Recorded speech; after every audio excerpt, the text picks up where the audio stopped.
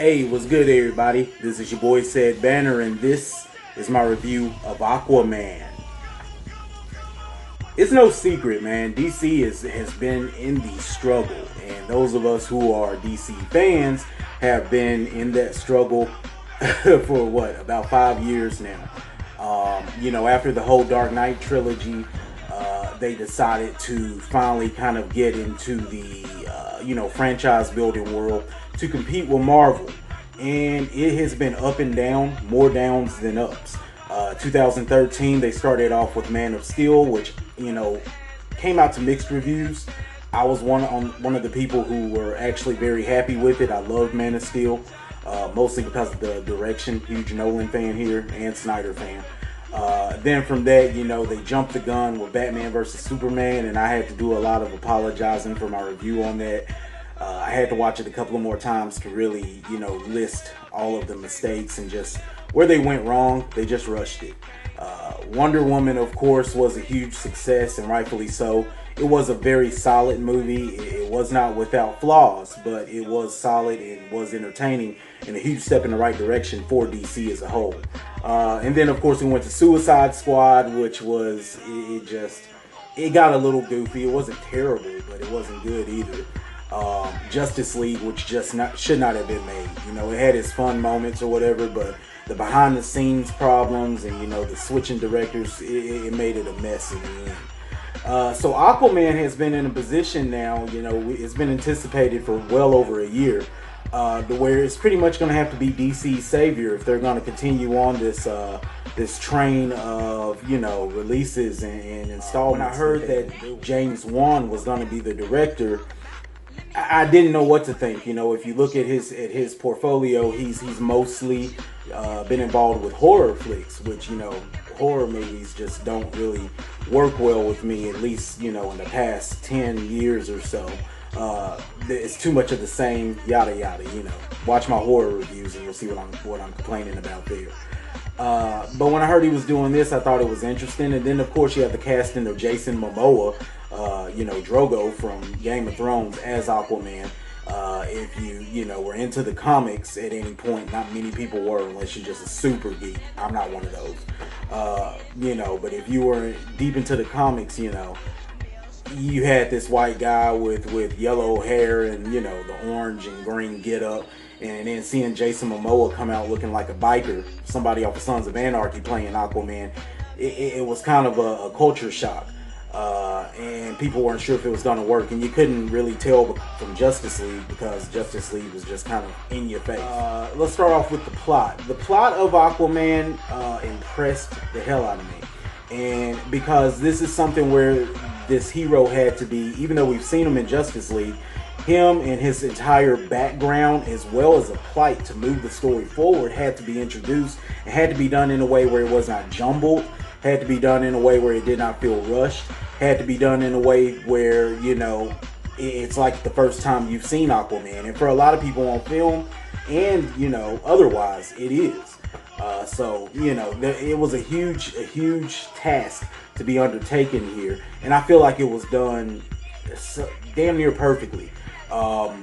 Starting at the beginning, there's introduction to Aquaman himself, his background, how he came to be, how he started off on land. There's the entire story between his parents that kind of helps carry the movie. And this movie is about 2.5 hours long, but that story is kind of the background that helps drive the story along. There is the conflict between he and his brother King Orm, played by Patrick Wilson. There is the conflict on land between he and Black Manta, played by a newcomer. He's had some smaller parts, I think. I believe his name is Yahya Abdul Martin, if I'm not mistaken, who does a great job as well. He is trained by a character played by William Dafoe, and I had no idea William Dafoe was in this film.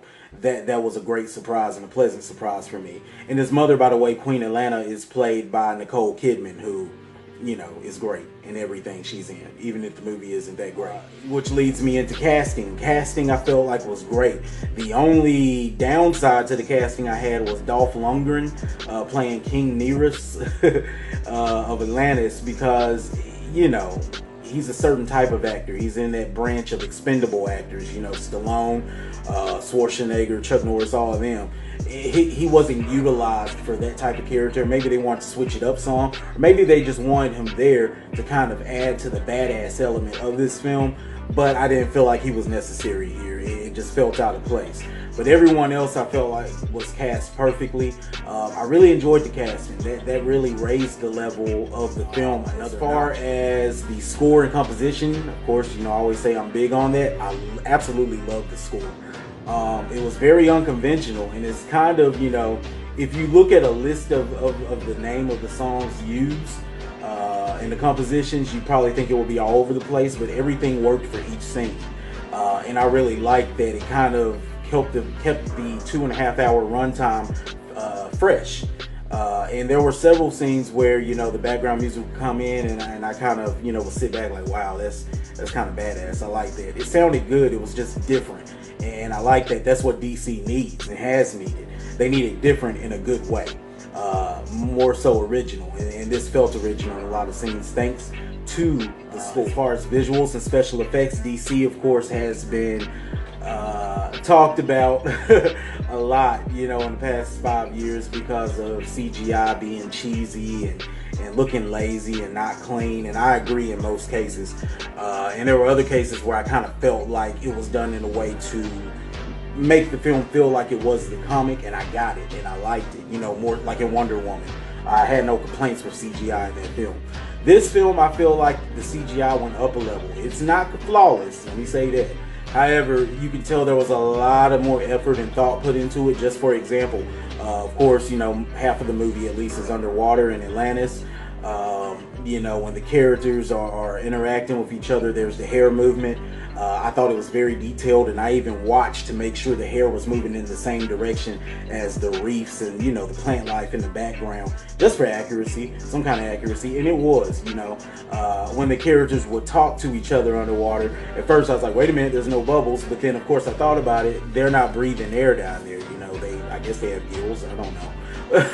But there will be no bubbles, really, you know. So it worked well, I thought. Special effects were great, especially towards the end and the finale. It becomes a spectacle.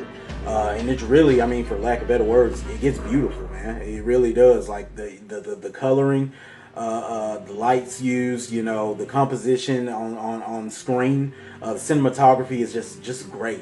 The fight scenes, you know, there's some freshness brought here in the fight scenes, which I love. And you get a great variety, which made the film fun for me. You know, fights on land, there's fights involving lasers and guns with Black Manta, of course. The fights underwater were extremely cool and well shot and choreographed, I thought. And you even get some Star Wars feel kind of in some scenes where, you know, they're in the ships underwater chasing each other. It's a lot going on, and it all works together so well, I thought. Yeah, so I think that's all I'm gonna say about it. This is one of those movies, surprisingly, that I can rant on about a lot, but I'll go ahead and wrap it up. So my rating for Aquaman is DC's best project since the Dark Knight trilogy. Like I said, Wonder Woman has set the bar to be the movie that DC, all other DC installments needed to either match or exceed. Aquaman has taken that place. I feel like Aquaman exceeded it. You know, I'm not gonna say it's DC's savior or has saved it, because DC is still, the franchise is still in the air, of course. You know, Cavill has left as Superman, he's out. Next they're coming with Shazam, which I still just don't get. I'm just gonna have to wait to see it. So it's still in the air, but Aquaman is a breath of fresh air, and it gives a huge ray of hope to us DC fans and film fans alike, who want DC to succeed and give Marvel some competition. It's just a really fun movie. The 2.5 hour runtime was perfect. I loved every minute of it. There were no slow points. The pacing was excellent. You know, there is an after credit scene. It's not extremely important, but it does tie up a loose end left in the runtime of the film. I just really feel like DC knocked it out the park here. And James Wan is the one that I give the credit to. Also Jason Momoa, just for making Aquaman his and creating a hero that we haven't seen on screen, and the type of hero we haven't seen on screen as far as I can remember. He killed it, man. He killed it. It's a great film. I loved it. My wife loved it. She's already wanted us to go see it again when it is released. So yeah, I definitely highly recommend it. Go see it, and we'll see where DC goes from here, man. So that concludes this review. Until my next review,